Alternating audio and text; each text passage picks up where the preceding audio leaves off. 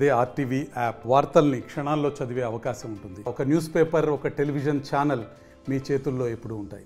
Welcome to RTV.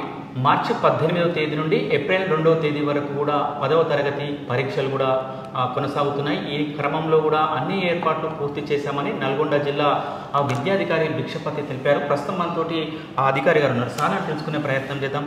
Sir నమస్తే sir. మొత్తంగా 10వ తరగతి ఎగ్జామ్కి సంబంధించి ఎలాంటి ఏర్పాట్లు చేశారు సార్? అందరికీ నమస్కారం అండి. మేము ఈ జిల్లాలో 109 ఎగ్జామినేషన్ సెంటర్లు ఉండడం జరిగింది.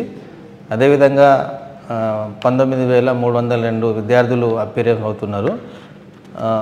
వీళ్ళందరూ హాజరయ్యేటువంటి విద్యార్థులందరూ కూడా ఆయా సెంటర్లలో మౌలిక వసతులు, ముఖ్యంగా ఫర్నిచరు, డ్రింకింగ్ వాటరు, ఎలక్ట్రికేషను, తర్వాత టాయిలెట్స్, తర్వాత ఇవన్నీ కూడా అరేంజ్ చేసి పిల్లలు ప్రశాంతంగా ఎగ్జామ్ రాయడానికి కావాల్సినటువంటి ఏర్పాట్లు చేయడం జరిగింది.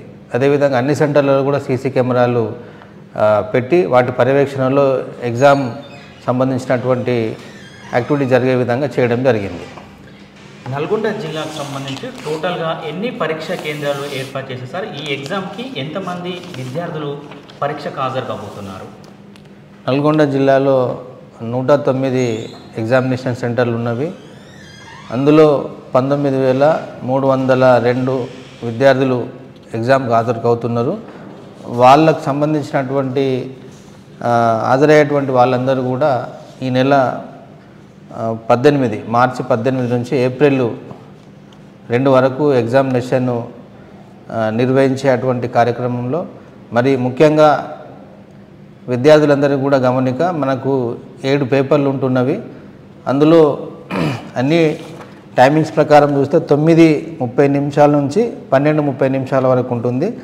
ముఖ్యంగా గమనించాల్సింది ఏంటంటే 26 మార్చి నాడు జరిగేటువంటి 10వ తరగతి పరీక్ష అంటే సైన్స్ పార్ట్ 1 ఫిజికల్ సైన్స్ 9:30 నుంచి 11 వరకు ఉంటుంది. అదే 28వ తారీఖు మార్చి నాడు జరిగేటువంటి science part B biological science అది కూడా సేమ్ 9:30 నుంచి 11 వరకు ఉండడం జరుగుతుంది. ఇది ముఖ్యంగా గమనించాలి విద్యార్థులందరూ కూడా. సార్, ఈ 10th క్లాస్ ఎగ్జామ్స్ జరుగుతున్న క్రమంలో కూడా 1 నిమిషం నిబంధన కూడా రాష్ట్ర ప్రభుత్వం ఇంటర్మీడియట్ సంబంధించి తీసేసింది. ఇది 10వ తరగతి కూడా అది అమల్లో ఉందా సార్? ఎట్లా జరుగుతుంది అది?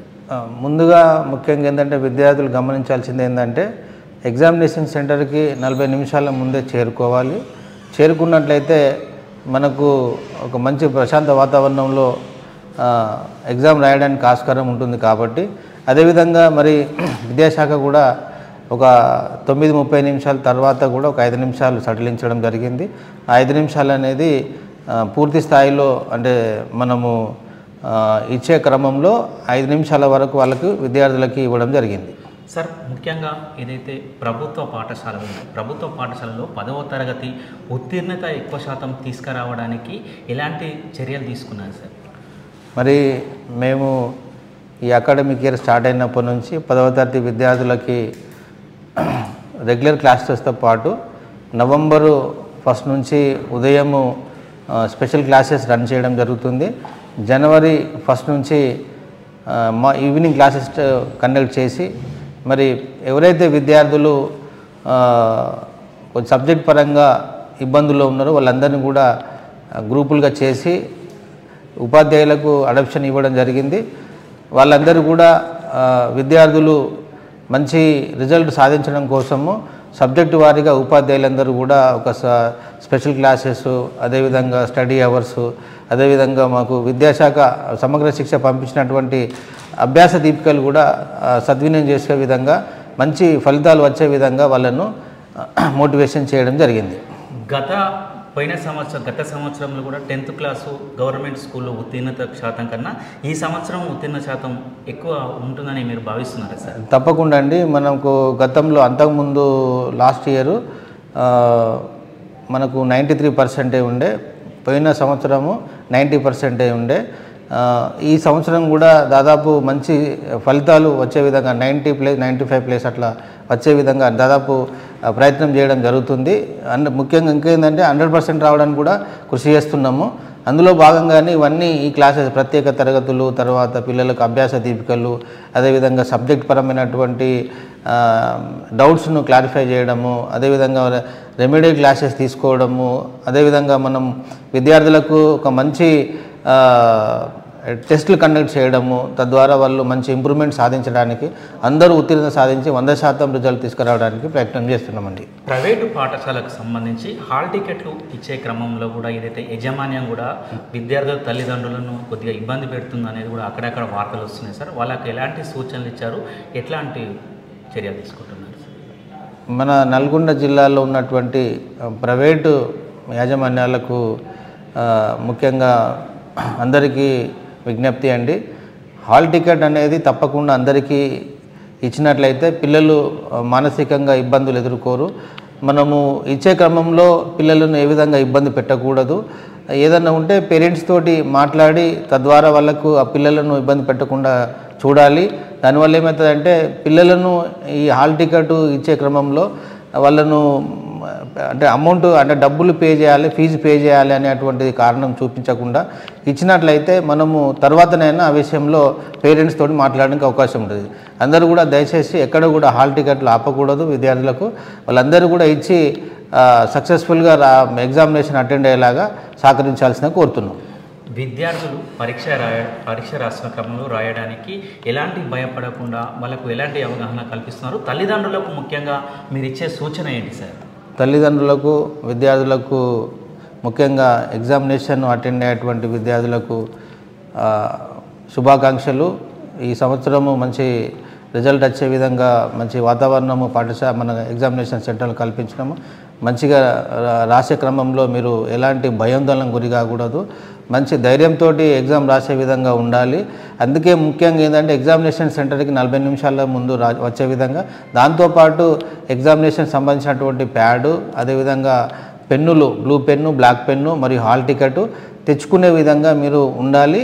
ఆ తర్వాత కూడా ఒక భయం, టెన్షన్ ఉంటుంది. ఎగ్జామినేషన్ అంటే మాకు 10వ తరగతి పబ్లిక్ ఎగ్జామినేషన్ కదా అనేటువంటి, ఎట్లయితే మనం స్కూల్లో మనము SA1 ఎగ్జామ్స్ కానీ ప్రీఫైనల్స్ రాసినటువంటి సందర్భాలు ఏవైతే ఉన్నాయో అదే మాదిరి ఇప్పుడు SS ఎగ్జామ్ రాసేటువంటి పరిస్థితులు ఉంటాయి.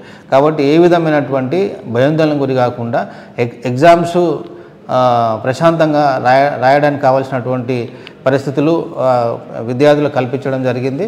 మంచిగా రాయమని విద్యార్థులందరూ కూడా శుభాకాంక్షలు తెలియజేస్తున్నాం. ముఖ్యంగా తల్లిదండ్రులు కూడా విద్యార్థులను మంచి చదివించే విధంగా మోటివేషన్ చేయండి. విద్యార్థులు ఒకవేళ ఇప్పుడు మనకున్న ఈ 2-3 రోజులలో కూడా ఏమైనా డౌట్స్ ఉంటే కూడా మేము ఫోన్ ఇన్ కార్యక్రమం కూడా రేపు 10 గంటల నుంచి 1 వరకు పెట్టడం జరిగింది. మీ డౌట్స్ ఉన్నా కూడా దాంట్లో నిపుణులు ఉంటారు, సబ్జెక్ట్ నిపుణులు ఉంటారు. తర్వాత మీకు ఏమైనా డౌట్స్ ఉన్న ఎగ్జామినేషన్ పరంగా ఉంటారు. కాబట్టి ఆ ఫోన్ ఇన్ కార్యక్రమంలో కూడా మాతో సంప్రదించి కావాల్సినటువంటి సమాచారం కానీ కావాల్సినటువంటి డౌట్ నివృత్తి చేసుకోవాల్సిన కోరుతున్నాం. సరే, ఈ ఎగ్జామ్కు సంబంధించి ఎంతమంది సిబ్బందిని నియమించారు? స్కార్స్ ఎంతమంది ఉంటారు? పర్యవేక్షణ ఏ విధంగా కొనసాగుతుంది? మనకి ఎగ్జామినేషన్ సంబంధించి సిఎస్లు 109 మంది, అదేవిధంగా డిపార్ట్మెంటల్ ఆఫీసరు 109 మందిని నియమించడం జరిగింది. ఫ్లయింగ్ స్క్వాడ్ అనేది మనకు 6 టీంలుగా ఉంటారు. 6 టీంలు మనం ప్రతిరోజు వేరియస్ ప్లేస్లలో పంపించి ఎక్కడ కూడా మాస్ కాపింగ్ జరగకుండా వాళ్ళు కట్టుదిట్టంగా చేయడం జరుగుతుంది. కాబట్టి వాళ్ళతో పాటు ఒక 1000 మంది ఇన్విజిలేషన్స్ను కూడా అపాయింట్ చేయడం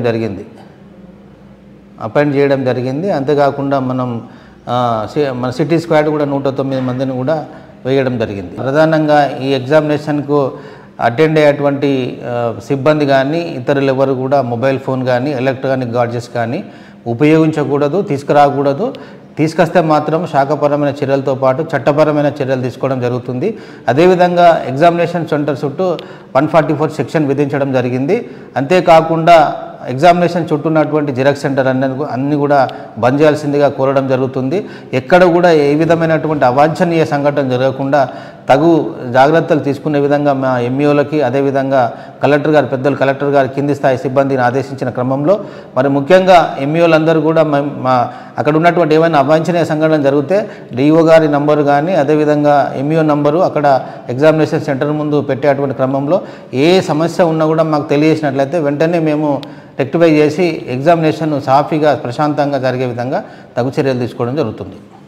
రైట్. మొత్తం ఇది జిల్లా విద్యాధికారి భిక్షపతి చెప్తున్నటువంటి పరిస్థితి. ఎట్లాంటి ఇబ్బంది లేకుండా కూడా 10వ తరగతి పరీక్షలకు కూడా మేము అన్ని ఏర్పాట్లు పూర్తి చేశామని కూడా చెప్తున్నారు. ఏదైతే పరీక్ష జరిగే పరిసర ప్రాంతాల్లో 144 సెక్షన్ కూడా అమల్లో ఉంటుంది కాబట్టి ప్రతి ఒక్కరు కూడా గుమ్ముకూడకూడదు. ఏదైతే జిరాక్స్ సెంటర్స్ ఏదైతే పరిసర ప్రాంతాల్లో జిరాక్స్ సెంటర్లు కూడా మూసివేయాలని కూడా డిఓ గారు చెప్తున్నటువంటి పరిస్థితి కనపడుతుంది. ఏదైనా అన్ని పరీక్షా కేంద్రాలు కూడా మౌలిక వసతులు కల్పించామని కూడా చెప్తున్న పరిస్థితి కనపడుతుంది. వీడియో జర్నలిస్ట్ కృష్ణతో అచ్యుత్, RTV నల్గొండ. మరిన్ని వీడియోస్ కోసం ఛానల్ ని సబ్స్క్రైబ్ చేయండి. లేటెస్ట్ అప్డేట్స్ కోసం వాట్సాప్ ఛానల్ ని ఫాలో చేయండి. అండ్ లింక్ డిస్క్రిప్షన్ లో ఉంది.